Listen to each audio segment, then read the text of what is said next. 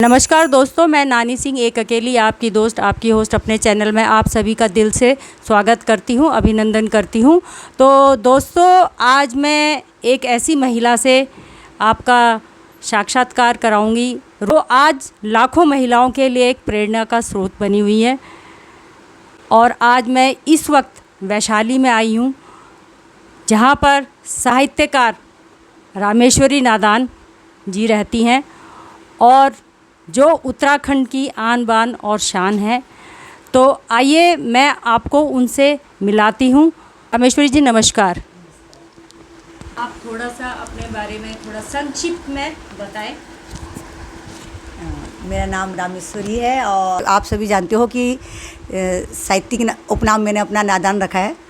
और परवरिश मेरी दिल्ली में ही हुई है, जन्म भी दिल्ली का ही है, एजुकेशन सब यहीं का है। और उत्तराखंड मैंने शादी के बाद देखा है। और वैसे मैं पौड़ी से बिलोंग करती हूँ और ससुराल मेरा चमोली है। बाकी सब दोस्तों के संग रह के उत्तराखंड समाज से जुड़ गई हूँ, तो अब धीरे धीरे अपनी भाषा सीख रही हूँ, बोलती भी हूँ, सीखती भी हूँ और लिख भी रही हूँ। वैसे रामेश्वरी जी, मैं आप जो कविताएं लिखती हैं, जो भी आप साहित्य लिखती हैं, मैं उसकी बड़ी फ़ैन हूँ। आपकी जो लेखनी जो शैली है उसकी मैं बहुत बड़ी फ़ैन हूँ। और जैसे हमें पता चला कि भाई आप कुछ बीमारी से जूझ रही हैं, तो मेरे को और लगा कि भी मुझे मिलना चाहिए आपसे। तो हमें पता चला कि आप ब्रेस्ट कैंसर से पीड़ित हैं और मुझे अचानक एकदम बहुत बड़ा शॉक लगा इस बात का। तो इसी के बारे में मैं आपसे पूछना चाहूँगी कि आपका फर्स्ट रिएक्शन जब आपको पता था कि भी आपको ऐसी स्थिति है, और आपका फर्स्ट रिएक्शन क्या था?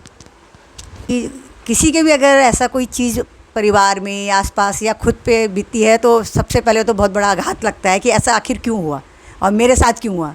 हर एक व्यक्ति ये सोचता है कि आखिर मैं ही क्यों। तो मेरे साथ भी यही हुआ। जब मुझे पता लगा कि भाई ब्रेस्ट कैंसर है और 3rd स्टेज हो गया है, तो मुझे भी यही था कि आखिर ऐसा क्यों हुआ। पर फिर धीरे धीरे मन को समझाया कि अब लड़ना तो है ही। कैंसर जो शब्द ऐसा होता है कि उसको सुनते ही डर सा लगता है। क्या महसूस हुआ आपको? कैसे लगा कि भाई मुझे कि ये चीज़ प्रॉब्लम है? तो आपने उसके लिए क्या जद्दोजहद करी? आपको मुझे एक्चुअली देखो कोई प्रॉब्लम कुछ नहीं थी, मतलब शारीरिक रूप से मैं बिल्कुल स्वस्थ थी। और एक दिन मुझे थोड़ी एक छोटी सी गांठ का महसूस हुई, तो मैंने डॉक्टर को दिखाया, पर डॉक्टर ने भी बोला कि नहीं ऐसा कुछ है नहीं। 15 दिन की मेडिसिन दी, बट उसके बाद भी वो गांठ ना छोटी हुई ना बड़ी, ना कोई पेन था। तो फिर उसके बाद मैंने मेमोग्राफी कराई, पर मेमोग्राफी में भी क्लियर था, कुछ नहीं निकला। जब उसमें नहीं निकला तो फिर मैंने एफएनसी करवाया, एफएनसी में भी नहीं निकला। मैं ये सवाल इसलिए पूछ रही हूँ कि बहुत सी महिलाएं ऐसी होती हैं जिनको अगर ऐसी कोई प्रॉब्लम होए या उनको कुछ ऐसा महसूस होए, तो कम से कम वो डॉक्टर को दिखा सके, क्योंकि ये आपने एक इमीडिएट एक्शन लिया। तो ये पता रहना चाहिए, क्योंकि हम कभी भूल जाते हैं कि भी नहीं ऐसा ही गांठ होगा या वैसे, तो इसको मतलब हल्के में नहीं लेना चाहिए। इसलिए मैं आपसे ये सवाल कर रही हूँ। कंटिन्यू। कि एक्चुअली महिलाएं सचमुच अपने परिवार में अगर किसी को कोई दिक्कत है तो सबसे पहले डॉक्टर के पास जाएगी, अपने ऊपर वो कभी नहीं ध्यान देती है। पर जब मुझे गांठ का महसूस हुआ तो मैंने शुरुआती दिखाया लेडी डॉक्टर को, पर मेरा जब मेमोग्राफी और एफएनसी दोनों क्लियर आया, तो सभी ने मुझे बोला कि आपका वहम है और आप एक छोटी सी गांठ को लेके क्यों इतना मतलब डिस्टर्ब हो रही है। बट मुझे क्या था कि थोड़ा सा कि ये आखिर है तो क्यों है। फिर उसके बाद मैंने सर्जन से बात करी और मैंने सर्जन से कहा कि मुझे ये गांठ रिमूव करानी है। तो सर्जन का भी यही ओपिनियन था कि भाई क्या ज़रूरत है, आप तो ठीक है, कोई प्रॉब्लम तो है नहीं, ऐसा कुछ सिम्टम्स भी नहीं आ रहे। फिर भी पर मुझे कहा मुझे नहीं बायोप्सी करवानी है, और जब मैंने बायोप्सी कराई तो उसमें मेरा 3rd स्टेज का निकला। तो मैं सभी से कहना चाहूँगी कि अगर आपको कोई भी लगता है कोई, तो जब तक उसका पता ना लग जाए कि आखिर ये क्यों हो रहा है, तो आपको उसको कंटिन्यू करना चाहिए। ये नहीं कि अगर एक डॉक्टर ने बोला कि ठीक है आपको कोई प्रॉब्लम नहीं हुई तो रहने दीजिए। प्रॉब्लम मुझे भी कुछ नहीं थी। अगर मैं शायद इतना ज़्यादा ध्यान नहीं देती या उसके पीछे नहीं पड़ी रहती, तो शायद मुझे नहीं पता चलता और 3rd स्टेज भी क्रॉस हो चुकी होती। बस मेरी जिद की वजह से ही मुझे पता लगा कि मुझे कैंसर है। ये बात तो आपने बहुत अच्छी की कि आपने जिद करी और आपने अपनी बीमारी स्वयं पकड़ी।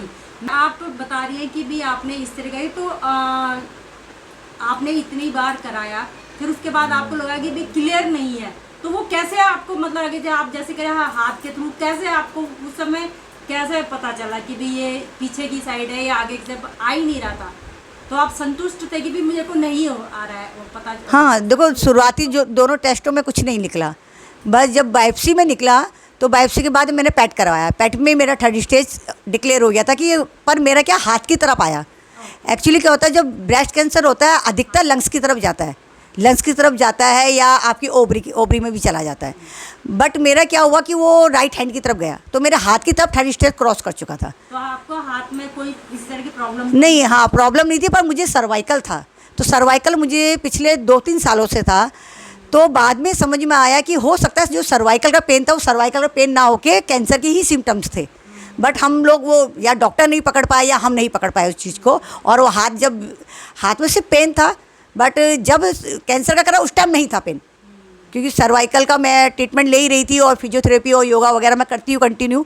तो योगा से मुझे ये हुआ कि मेरी बॉडी हल्का फुल्का पेन मुझे महसूस कभी हुआ भी नहीं। तो इसलिए सारे मतलब शरीर से भी बहुत अच्छी थी, खेलना कूदना योगा करना ये सब एक्टिविटीज़ रही है शुरू से, तो इस वजह से स्वस्थ भी थी, तो मुझे महसूस भी नहीं हुआ।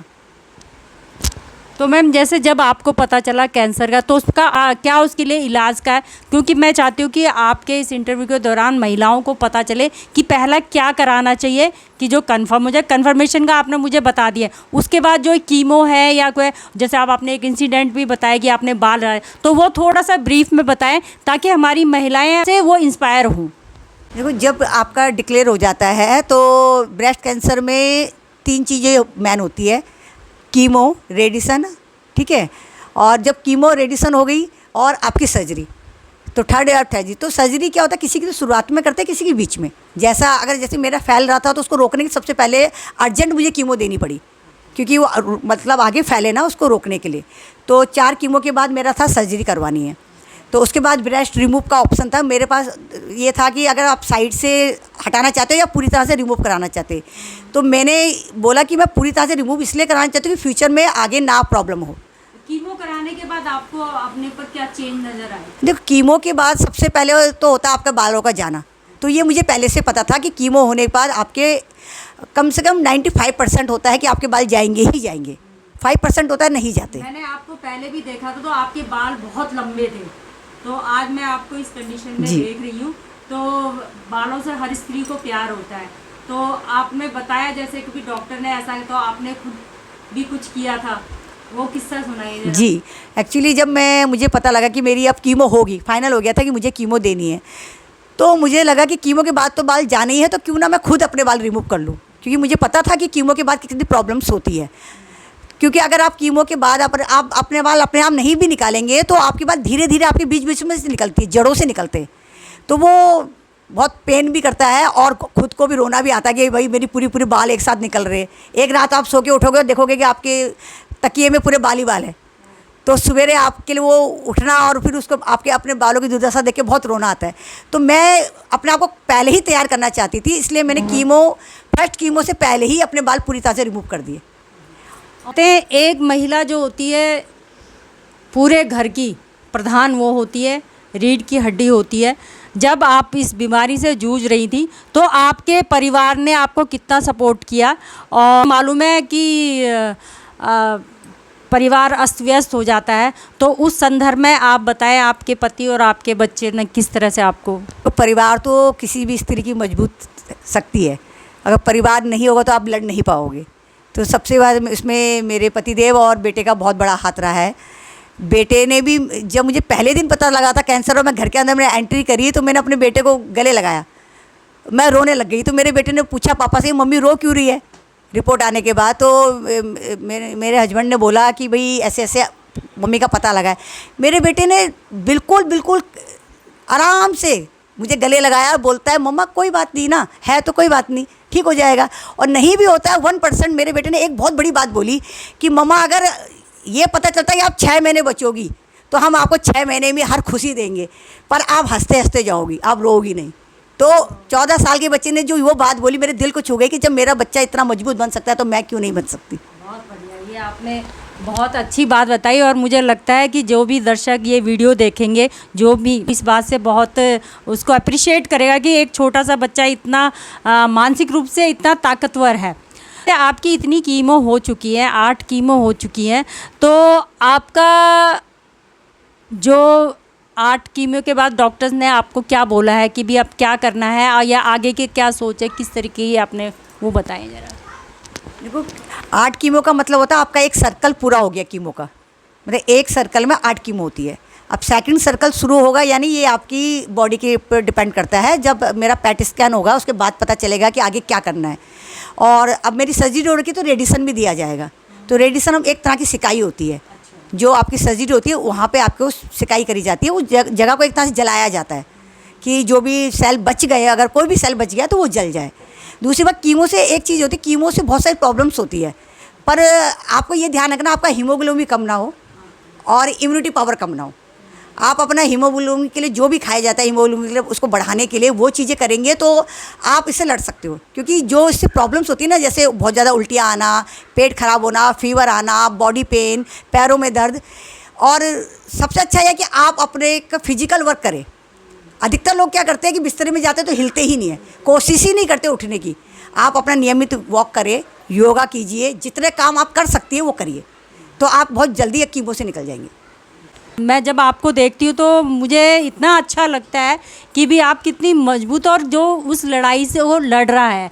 तो मैं एक चीज़ ये पूछना चाहती हूँ कि जैसे जब आप कभी घर से बाहर निकलती हैं, जिस तरह से आप मुझसे बात कर रही हो मुझे बहुत अच्छा लग रहा है। मुझे ऐसा लग रहा है एक जिंदा दिल लेडी मेरे सामने खड़ी है, उसको कुछ नहीं है और मुझे बहुत अच्छा लग रहा है। जब आप घर से बाहर निकलती हो, आपके सर पे बाल नहीं है, तो तब उस समय आपको कैसा महसूस होता है? लोग कैसे रिएक्शन?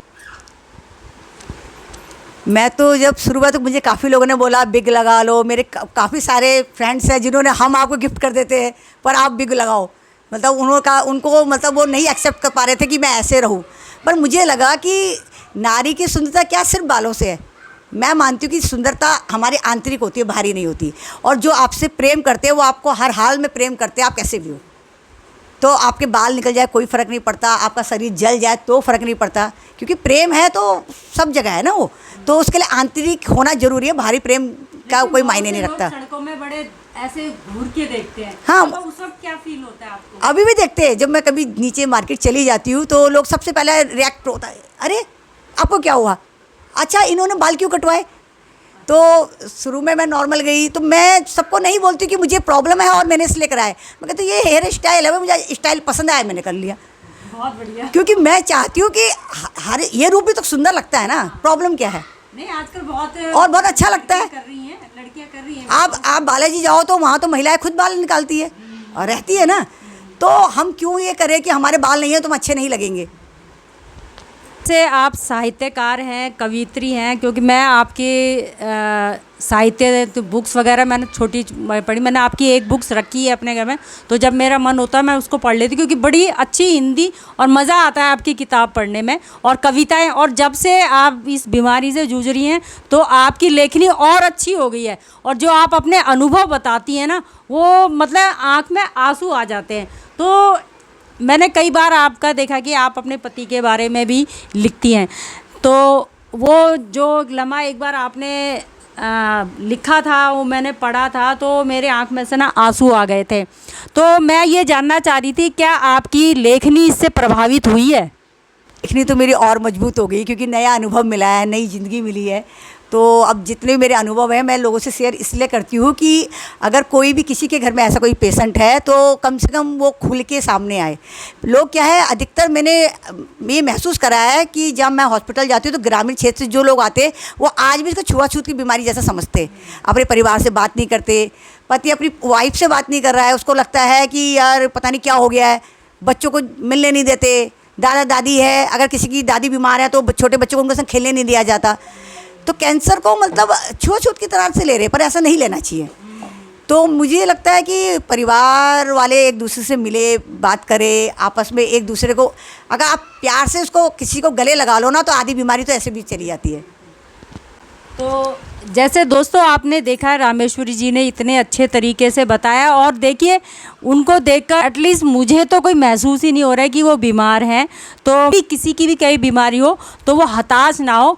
तो रामेश्वरी जी आप मेरे सामने हैं, नादान जी मेरे सामने, तो कविता तो बनती है। तो आपसे मैं एक कविता सुनना पसंद करूँगी, हमारे दर्शक भी सुनेंगे। चलो मैं सुनाती हूँ, तो कुछ नारी शक्ति के लिए सुनाती हूँ कि एक नारी है वो जो पुरुष समाज से क्या कहना चाहती है।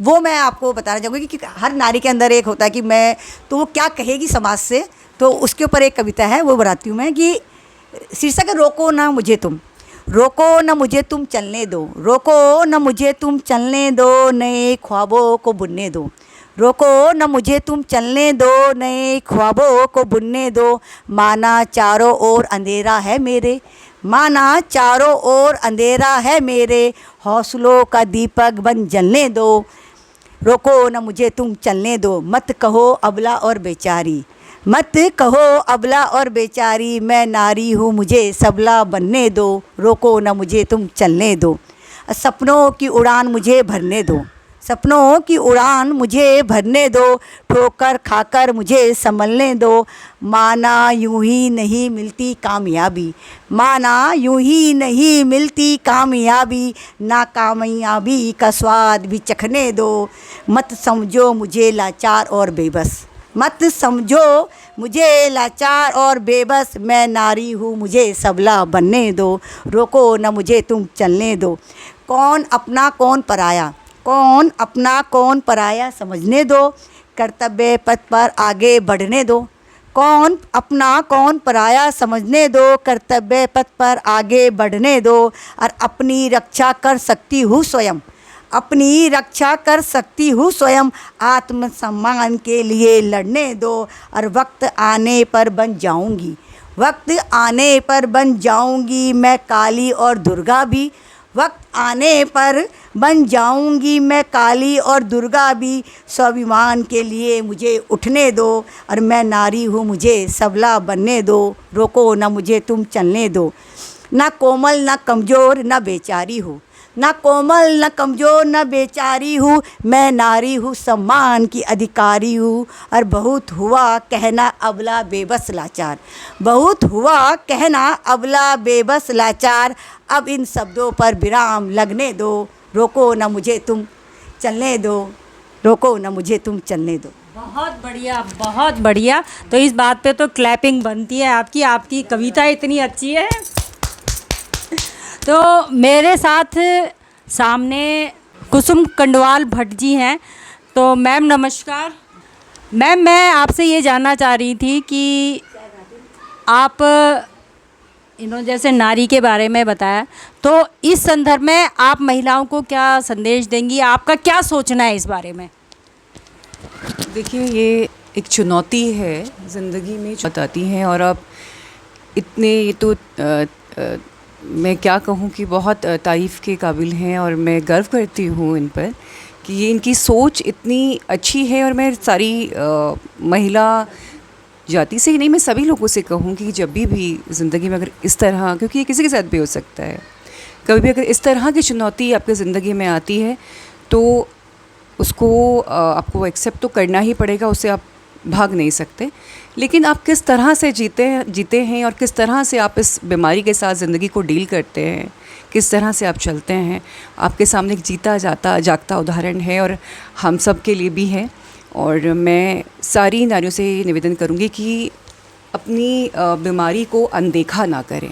अगर कुछ भी परेशानी आपके साथ चल रही है तो आपको ज़रूर जो है चेकअप कराना चाहिए, क्योंकि कैंसर ऐसी कोई बीमारी नहीं है, जैसे छुआछूत की बात कर रहे थे, कैंसर ऐसी कोई बीमारी नहीं है जो छुआछूत है।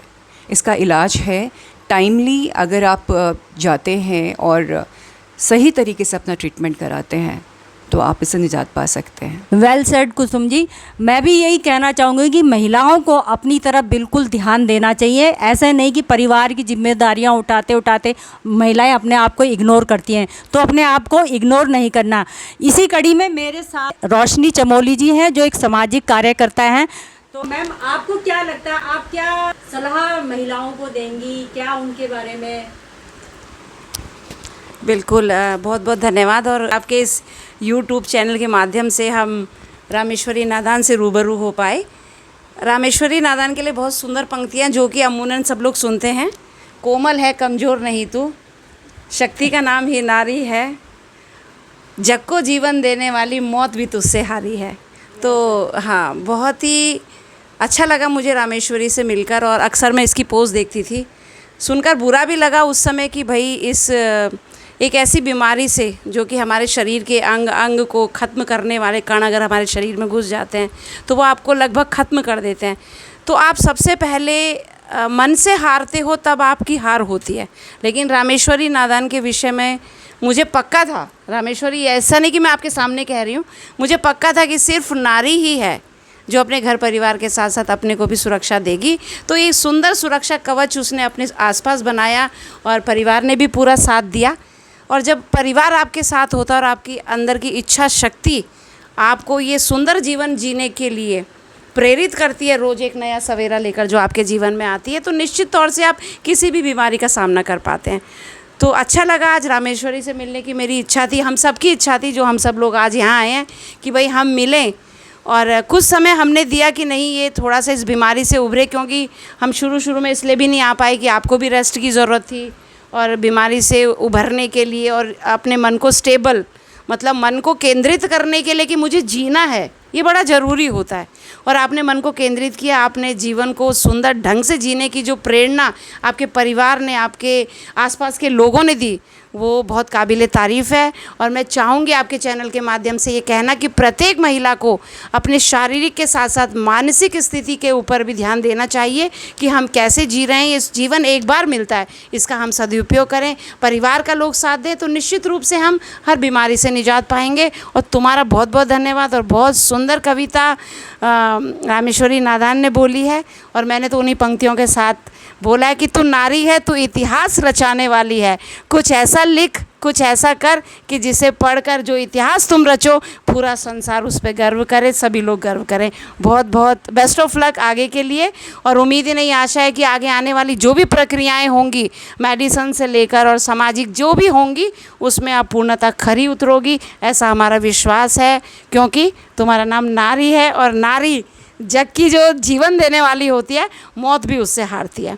रोशनी चमोली जी ने बहुत अच्छी बात कही, अपनी कविता के माध्यम से भी बहुत अच्छी बात की। तो अब हमारे सामने एक समाज सेवक अनिल पंत जी भी हैं, तो मैं चाहूँगी कि उनके विचार भी मैं आपको सुनाऊं। धन्यवाद प्रेमा जी। जैसे हम पहली बार भी आए थे साहित्यकारों के साथ नादान जी को देखने, तो नादान का नाम गलत है, उपनाम गलत है, नादान नहीं, इनका झांसी की रानी होना चाहिए। और जैसा कि कवित्री लेखा इनको तभी प्रेरणा मिली क्योंकि लिखती रहती है ना, क्योंकि घर के इनके परिवार, उनका बेटा हो चाहे इनके पति, वो साथ देते हैं। कई पुस्तकें लिख चुकी हैं, कई कविता उसमें सम्मेलन भाग ले चुकी हैं, तो उनकी शक्ति आती कविता साहित्य के अंदर से, क्योंकि समाजी जीवन जीते हैं। जो आदमी अंदर कुंठा में रहता है, खाली घर में बैठा रहेगा, इधर की बात चुगली करेगा, वो करेगा, तो उसको शक्ति नहीं आती। शक्ति इनको शब्दों से मिली है और साहित्य से मिली है और कविता के अंदर से मिली है। तो उनका नादान नाम टाइटल हम चेंज करना पड़ेगा इनको। ये वीरता, जो नादान सोचेंगे बहुत नाजुक, क्यों महिला को नाजुक ही सोचते हैं ना, कोमल, ये इसी तरह की धारणा है कि कई चीज़ें रखते हैं। तो लेकिन इन्होंने है बहुत कद में छोटी है, लेकिन बहुत ही साहसी है, वीरता है इनके अंदर। और जिस तरह लड़ रही हैं, इतनी औरों के लिए प्रेरणा से होता है बहुत। और जितने शक्ति इनके अंदर है, इतनी जूझ रही हैं बीमारी, वहाँ जाके भी ये और मरीजों को प्रेरणा देती है, उनकी मोटिवेशन करती है वहाँ पे, हिम्मत मत हारो, आप आगे करो। तो ये भी बड़ी बात है ना कि मरीजों को भी मोटिवेशन देना वहाँ पे। तो पुनः जल्दी स्वस्थ हो, हम ये दुआ करेंगे। और जल्दी जियो हजारों साल, साल के दिन हो 50,000, तुम जियो हजारों साल, साल के दिन हो 50,000। रामेश्वरी नादान जी जल्दी से जल्दी ठीक बिल्कुल और अच्छे से अच्छे साहित्य हमारे सामने लाएं। मेरे को बहुत बहुत शुभकामनाएं आपको।